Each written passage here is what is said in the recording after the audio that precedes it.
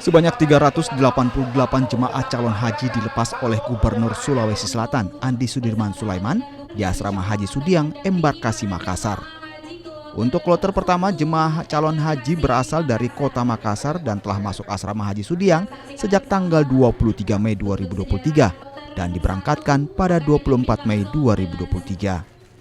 Gubernur Sulawesi Selatan meminta kepada petugas di Embarkasi Makassar untuk memberikan pelayanan terbaik kepada jemaah calon haji. Apalagi tahun ini, Kementerian Agama mengusung tema haji berkeadilan dan ramah lansia.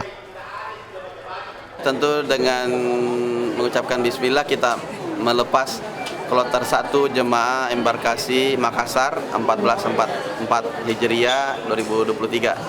Dan alhamdulillah kuota juga di Sulawesi Selatan ada tambahan 2 kloter. Mudah-mudahan nambah lagi karena kan untuk mengurangi antrian ya.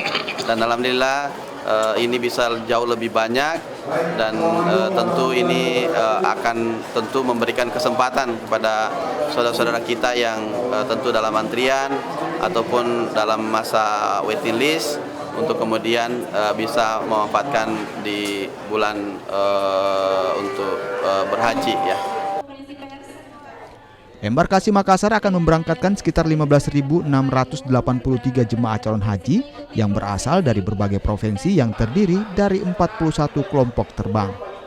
Sementara kuota haji Sulawesi Selatan tahun ini sebanyak 7.272 jemaah calon haji dan 363 diantaranya adalah lansia. Rama Pratama, Kompas TV.